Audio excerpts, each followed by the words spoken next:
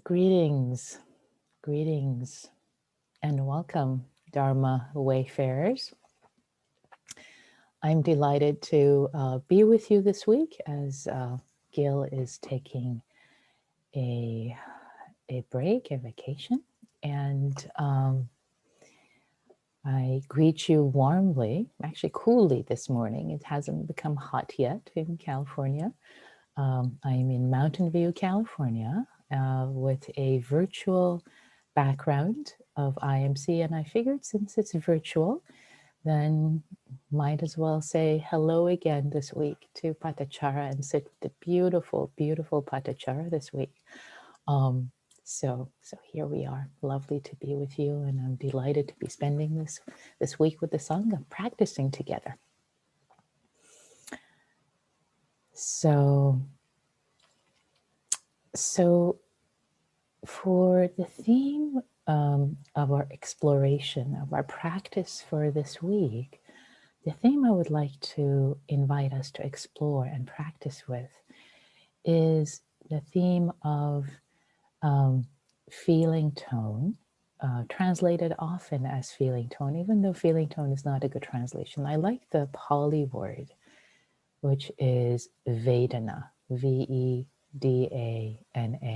vedana, which again often translated as feeling tone or hedonic tone. There is a similar concept, not exactly the same, but similar concept in psychology, hedonic tone or valence. And my invitation for this week as we explore this valence hedonic tone is for us to explore it as if with beginner's mind, and whether you are a new practitioner, and this will be a new concept for you to explore, or whether you're an experienced practitioner and you've practiced with Vedana before. All of us, I'm looking forward to us exploring new aspects, new dimensions of Vedana. So just to say a couple of words about it before we get into the practice together. So Vedana, feeling tone, simply is one of the building blocks of experience. And it shows up on many different lists, many different teachings. And just to share with you personally, it's been a major part of my practice of working with Vedana and noticing, observing Vedana, being aware of the feeling tone. And as I'll say more, it can really be perceived or thought to be a linchpin of suffering, or linchpin of experience, how experience unfolds really, and how we get caught and suffer, get attached, push or pull. And simply what it can be experienced as, it really seems is described simply as noticing any experience, any object that arises in experience, any object of sight, sound, sensations, objects of thought, any object that arises in experience, the mind perceives it with Vedana. Okay, so what's Vedana? The mind perceives it with either a sense of pleasant, unpleasant, neither pleasant nor unpleasant. So every object in the experience, in our experience that's perceived, that's touched by consciousness, that's met by consciousness, always is perceived as either pleasant, unpleasant, or, since I don't want to say neither pleasant nor unpleasant, I'll just say neutral. But the Pali is neither pleasant nor unpleasant. So by noticing actually that aspect of our experience, there's so much that can unfold, and we'll explore together this week how many things we can notice. But today, the invitation is is as we settle with the breath and the body, as always, settling.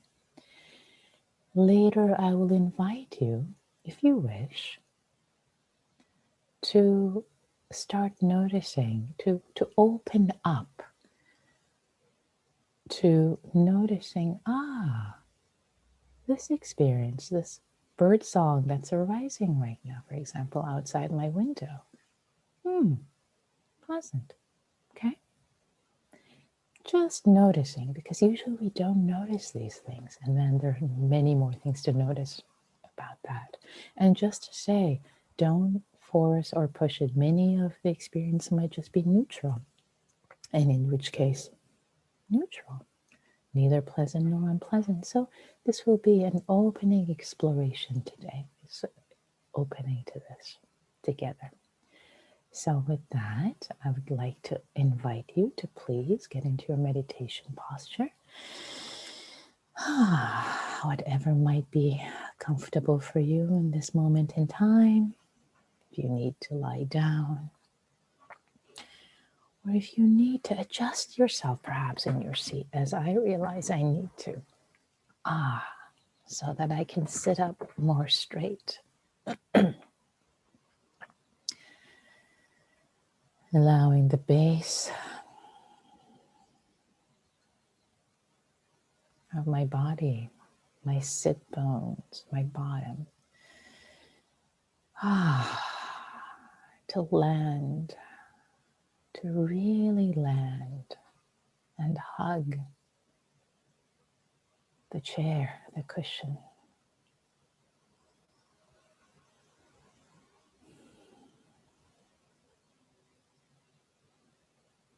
And from this stable, wide base,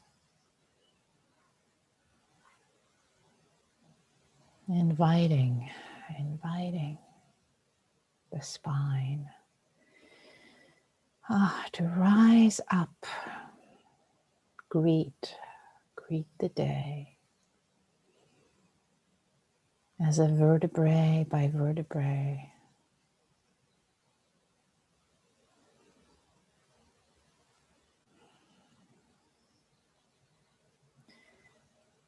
Allowing the spine to be straight, as if there is a magnet on top of our head, invisible magnet, ever so gently, pulling up the back of our head.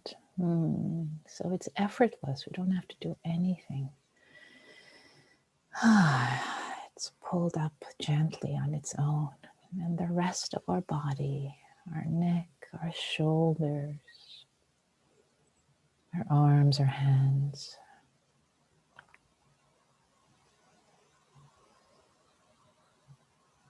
all of our muscles can relax, can drop, can deeply drop.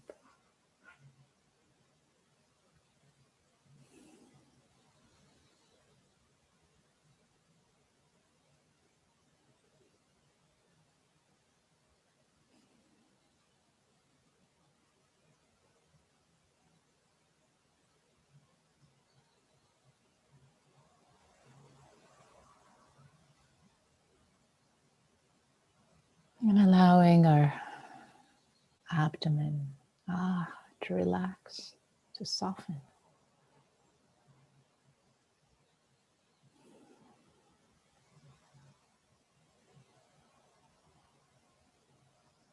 Receiving the breath, receiving the breath. Noticing the abdomen. And the lower abdomen, the sit bones, gently noticing how the breath is received.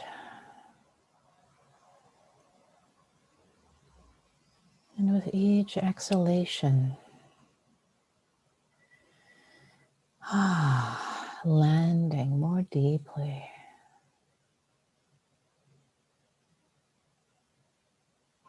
into our sit bones.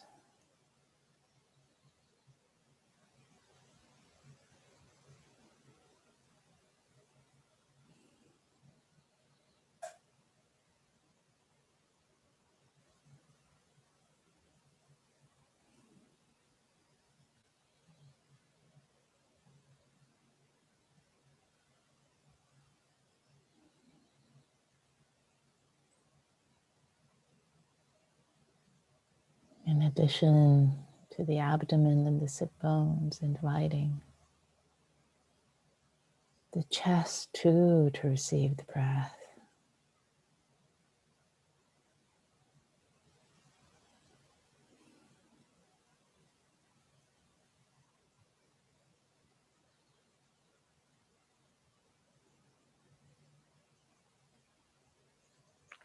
And letting it happen naturally, not so effortful. It's not so much that we are breathing. The breath is breathing us. The body knows how to breathe. So letting the body breathe as it knows. And simply becoming aware. The whole upper body is receiving the breath.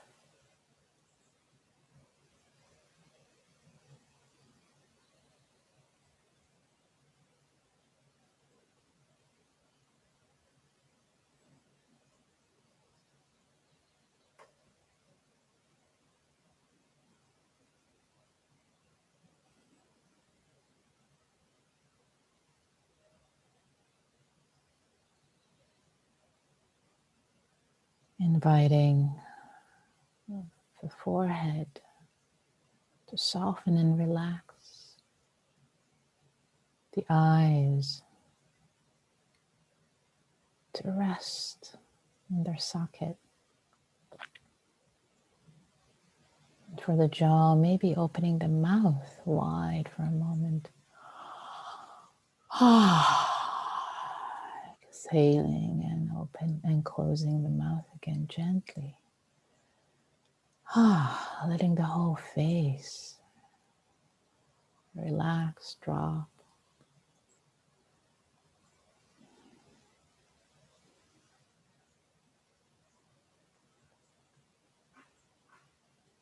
Inviting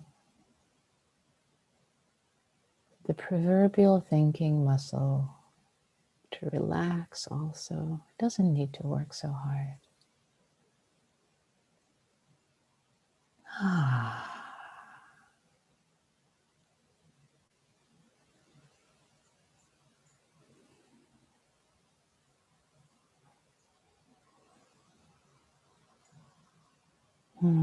Relaxing, softening the shoulders and arms and hands once again. Letting their weight drop onto your lap.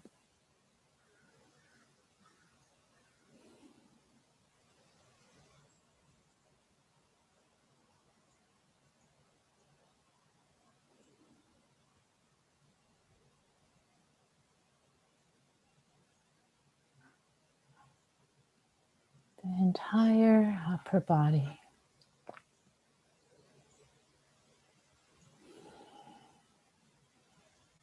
Soft, relaxed, with every out breath, letting go some more.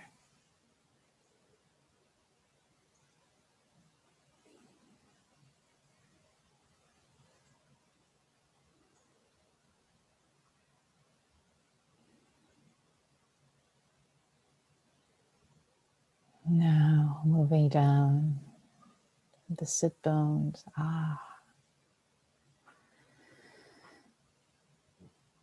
Landing, arriving again and again in your sitting posture. Inviting the upper legs, the knees, the lower legs and feet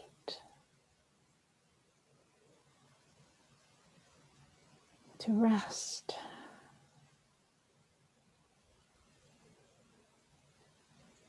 Settle. Arriving with the 2 feet, with the entire body, with the out breath in this moment right here.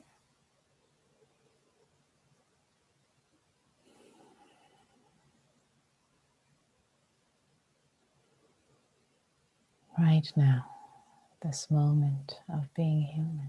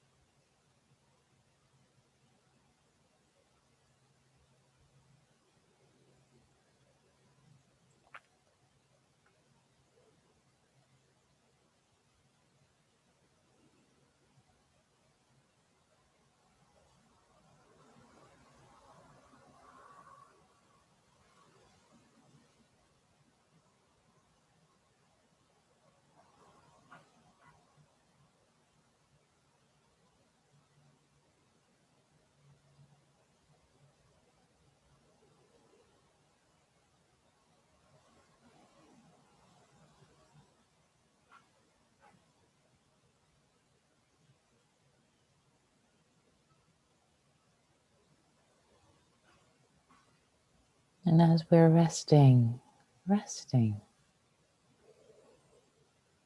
receiving the breath and the body,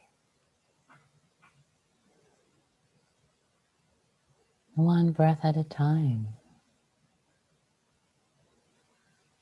practicing with the first foundation of mindfulness, the body, the breath.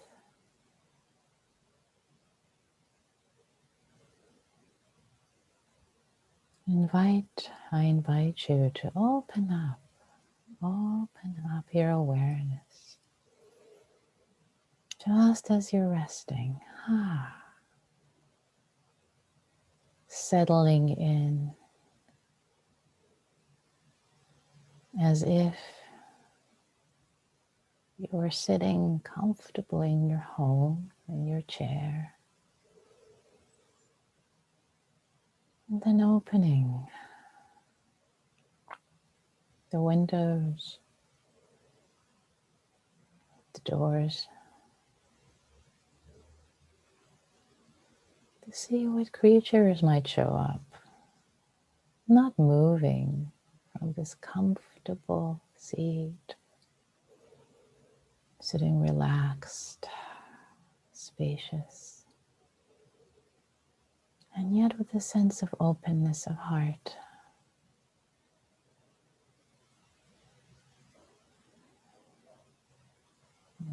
If nothing shows up, it's okay. You're resting, the breath, and the body content in each moment. Maybe in a little while, something shows up in the window. Maybe a bird or squirrel kind of shows up in the door of mind, or the ear door, or the sense door of perception in the body, sensations. These different doors of perception. As different objects show up, simply noticing them and noticing if they appear pleasant, unpleasant, or neutral. How are they perceived? So not just perceiving, noticing what object shows up, just recognizing,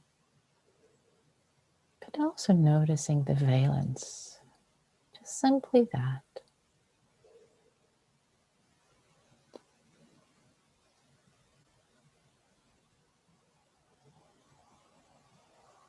No need to analyze why it's showing up, just noticing, just noticing. And if it's hard to tell for any object, don't worry about it. Let it go. It will become easier over time.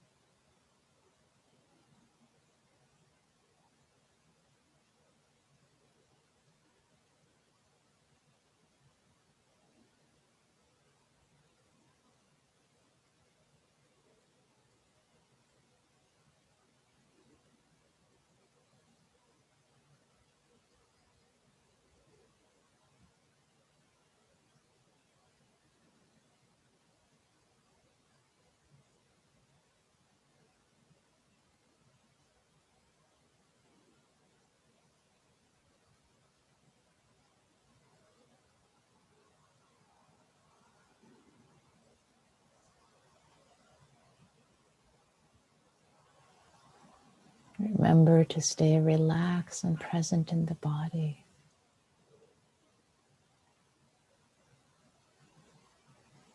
And let these perceptions arise on their own after you've dropped in the inquiry. Don't make it effortful.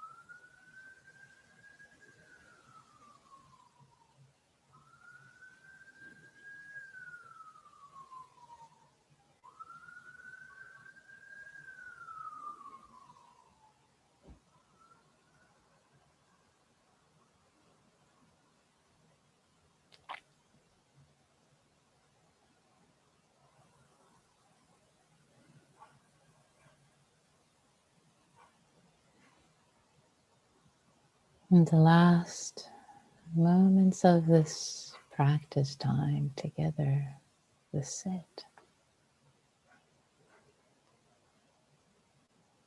notice if there are any thoughts arising, maybe thoughts of judgment. Oh, I fell asleep, or I was distracted, or I don't know what she's talking about, this vedana thing. You know, if there are judgmental thoughts, notice if there is unpleasant and unpleasant feeling tone associated with them. If they feel unpleasant, these thoughts, notice that, not just the thoughts. Or maybe there's a sense of, another sit with Sangha. Nice. Oh, does that thought, that object of the mind door, does that have a pleasant feeling tone? Notice that. Yeah, it's a little pleasant. I'd like to invite you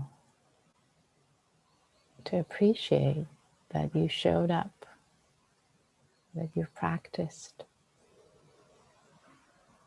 letting go of attachment to outcome, appreciating your goodness, your inner goodness, your highest intentions for having showed up and having tried to be of benefit to yourself in this life, and to be of benefit to all whose lives you touch, directly and indirectly, hence all beings everywhere.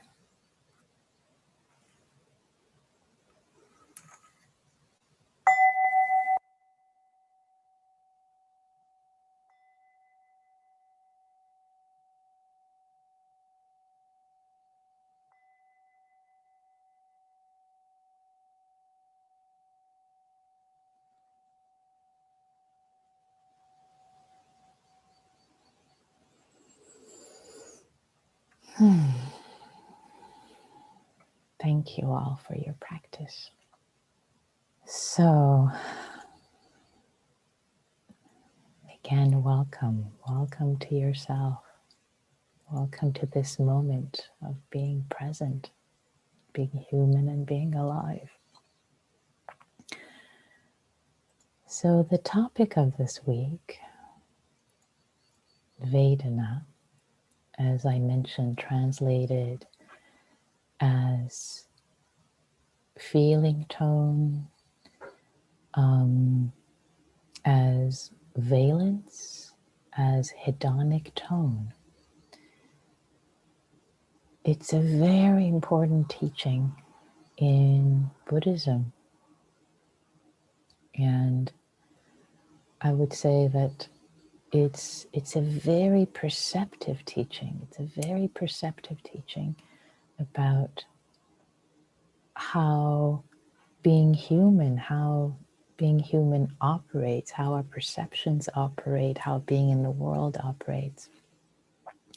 And there is so much to discuss about it. So I'm delighted to be sharing the next 5 days exploring this. We could take more time to explore it, but so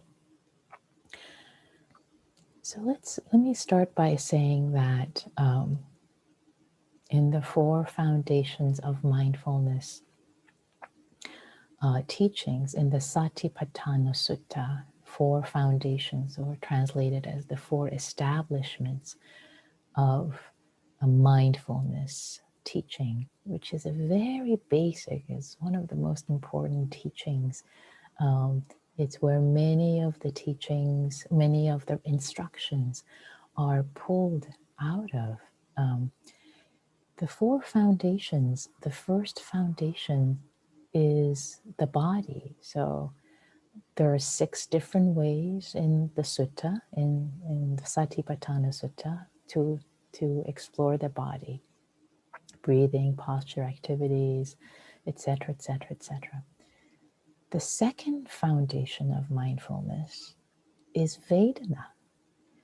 It's and the third one, just to complete the list, the third one being mind, ordinary states of mind, higher states of mind, and the fourth one being dhammas, or mental objects, translated as hindrances, etc. It's aggregate, sense spheres, awakening factors, noble truth. There's a lot in that last one.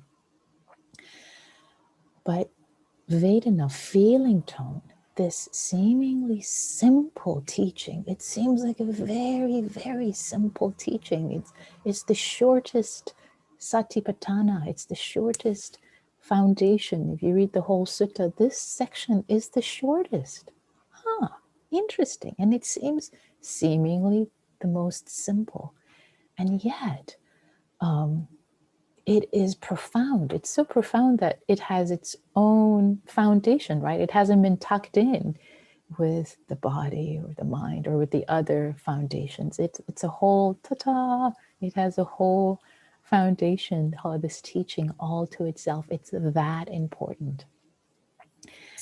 And just to say, the Buddha in Anapana Samyutta, the Buddha compares the four satipatthanas, the four foundations, to four chariots coming from four directions, and each scattering a heap of dust at the intersection. And you can think of the heap of dust at the intersection as the delusions, greed, hatred, and delusions.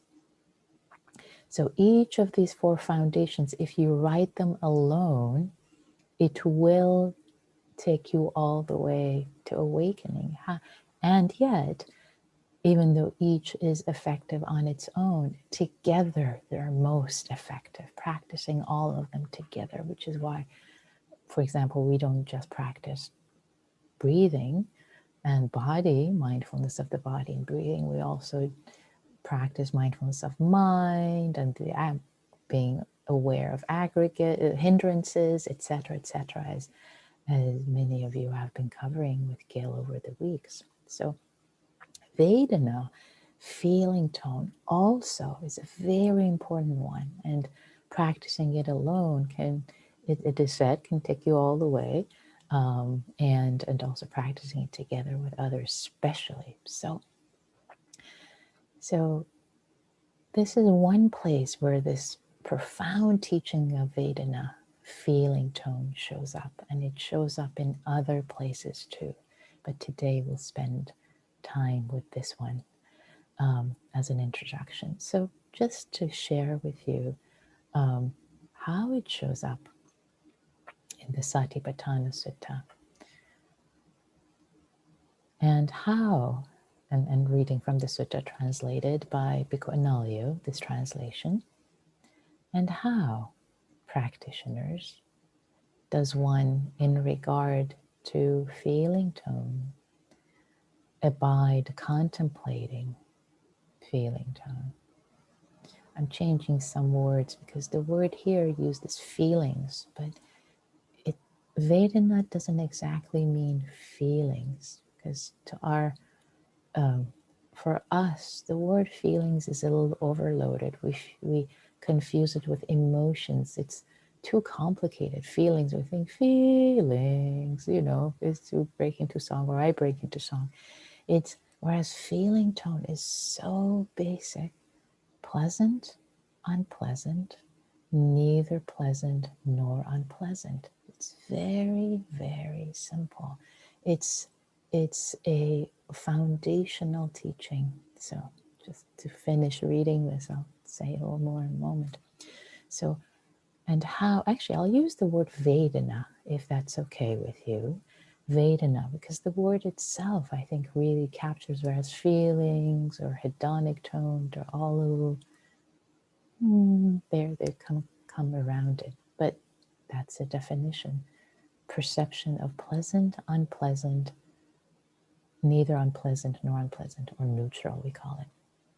So to read this paragraph from the first Satipatthana, And how, practitioners, does one, in regard to vedana, abide contemplating vedana?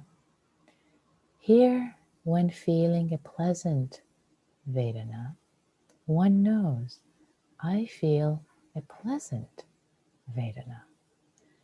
When feeling an unpleasant vedana, one knows, I feel an unpleasant vedana. When feeling a neutral vedana, one knows, I feel a neutral vedana. So this feeling tone, vedana, again, it's not emotions, it's not feelings, it's so much simpler. It's just this valence associated with every moment of perception, that every moment of perception has feeling tone associated with it. It's actually quite profound.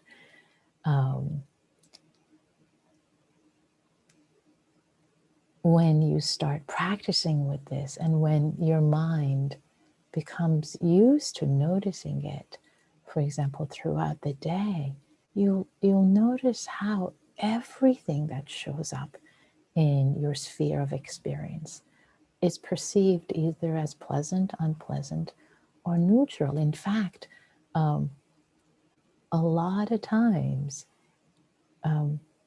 we don't, well, most of the time, well, if we're not really trained, we don't even notice the pleasant, unpleasant, and neutral with, and we're all the way into reactivity. I don't like it, make it go away, or I want more of this, and we never ever notice the beginnings. We never ever notice that, subtle, the pleasant, unpleasant, or neutral that was associated. That the mind perceived the object to be. And again, when I talk about objects, it's sensation. So just as you're sitting, whatever sensation shows up. Maybe it's the breath, maybe it's the sensation of your bottom on the chair or the cushion. Just pause for a moment. Pleasant, unpleasant, or neither. Just becoming aware. And my invitation is, actually, well, I'll say one more thing before I give the invitation for today, as I'd like to invite you to get your mind swimming in noticing vedana so that the next few days we can add more layers to it. But I'll add one more thing, a couple more things. One is that as a basic building block of experience, there's even maybe something similar in single-celled organisms, where all they do is kind of notice and move towards or move away from external stimuli, and to think of even single-celled organisms. They have this basic, like, pleasant, moving towards, unpleasant, moving away from. Except that for us human beings, we're so much more complicated. And it's not just about survival and our noticing pleasant, unpleasant, but there's so many associations. Really, our perception, our perspective, as you will see in your own exploration, our perspective shapes how we perceive something to be pleasant, unpleasant, or neutral. Our perception, our perspective really shapes and forms it, in addition to many other things. So as I trust you will notice this week, vedana, this feeling tone, is not inherent in the object. It's not that a particular sound is pleasant or unpleasant. My perception makes it so. But anyway, I'm getting ahead of myself. So the last thing I want to say before the invitation is there are two different types of vedana mentioned in the Satipatthana Sutta. One is translated by different translators differently. Bhikkhu Bodhi translates it as worldly and unworldly, worldly and unworldly. And worldly basically is the feeling tones of sense of the six body, six doors, the six doors, and the unworldly is that. So basically, sorry, let me be clear. So there are three worldly and three unworldly. So the worldly is also translated by other translators. Actually, Gil likes to translate it as of the flesh. So kind of what you sense physically in your experience, pleasant, unpleasant, neutral, sounds are pleasant or unpleasant, or thoughts, especially thoughts, notice thoughts are pleasant, unpleasant, neutral.